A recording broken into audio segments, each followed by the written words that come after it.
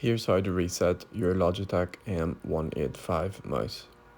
Turn the mouse around and take off this cover here at the back.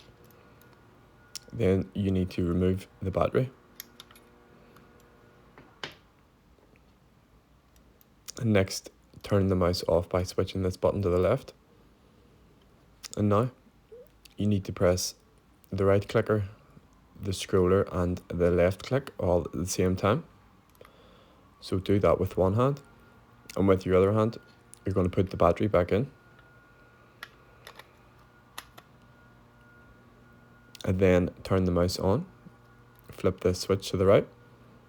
So now you need to hold these three buttons for the next 10 seconds, and it's going to completely reset the mouse.